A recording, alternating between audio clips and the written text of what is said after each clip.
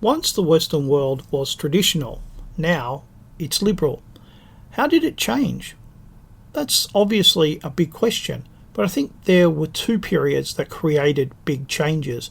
Changes that were not obvious at the time, but which grew into the liberalism that we know today. The first was the Reformation, which allowed the idea of secularism to creep in, and secondly, the Industrial Revolution. It is the second change that I'm going to concentrate on here. It wasn't until the 1820s that people started talking about the changes that had been going on for a century or more in England. Before that time, the changes had been small and local. By the 1820s, neither of those things were true. The wars against France from 1792 to 1815 had hidden much of the change, as people thought they were things that were more to do with the war.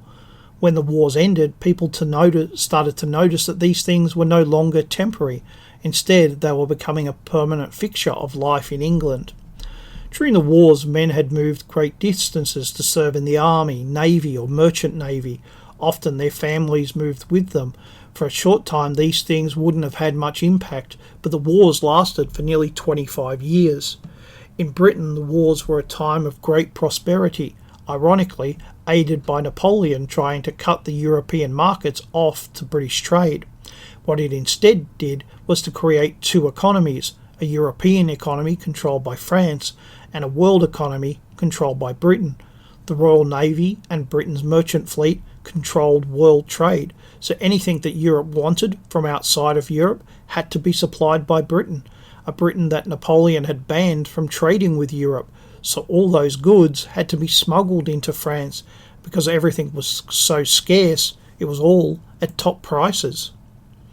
In Britain, it was the exact opposite. It was the only market in Europe open to trade from the rest of the world, so it meant the prices were good and goods plentiful. Trade from Europe was of course affected, so Britain tried to build as much as it could of its own goods. Things that once came from Europe were now built in Britain, which led to a rise in the size and number of factories. It also meant that when the wars ended, Britain was in an excellent position to take advantage of its newfound economic power. It also accelerated the importance of trade over land ownership. Owning land was always the traditional way to create wealth, but land has a great disadvantage. There's only so much of it. It self-controls how many people can become rich. Trade, however, has no such limit. Certainly it's not unlimited, but at least in theory it can be portrayed as such. The wars from 1792 to 1815 put trade front and centre in British life. It wasn't some fringe activity as it had once been. Now it was of prime importance to national survival. After 1815, the lessons learnt were not forgotten. Britain was a trading nation, and any limits put upon trade were bad. Trade needed to be unrestricted. Therefore, Britain became the first free trade nation. It also became the first nation to support the free movement of people, within Britain at least. The factory owners needed workers, and they resented anything that restricted their access to those workers. At that time, guilds still existed, and so did feudal restrictions. People were not free as we would understand it. They often had obligations that restricted how they could use their labour. The reason for this was that if a man's labour was used in one place, it could not be used in another. In other words, he could not be in two places at once. So a farm labourer working in a factory was not doing farm labour. But if crops aren't sowed at the correct time, or they are not harvested at the correct time, then the food that people need to eat doesn't exist. This created a conflict between the often middle-class factory owners and the often aristocratic landowners. There was also a conflict with the guilds. Men were bonded to their profession. It protected all those who worked in that profession, as it restricted the amount of people that could work in it. The factory owners hated the guilds for two reasons.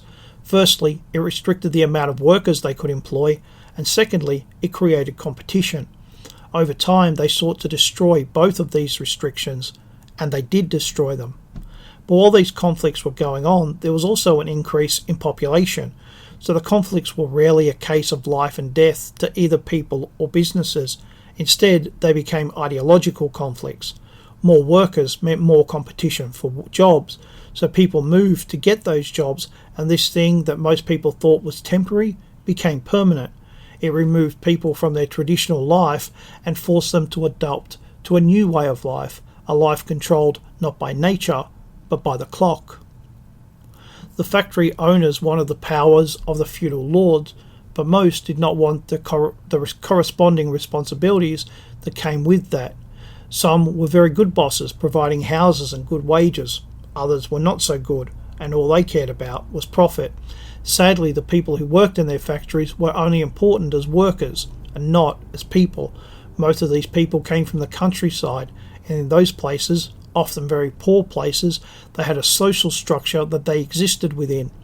In the cities or towns, they now worked in those social structures, and the support network that existed had to be recreated. But it was, in reality, not recreated. Instead, it was a new creation. Indeed, in time, the factory worker and the farm labourer became rivals with seemingly little in common. Tradition, which existed in the countryside, was made an enemy of the city. Land was replaced with trade. Men controlled their own labour. They had no loyalty to anyone but themselves. Money replaced loyalty.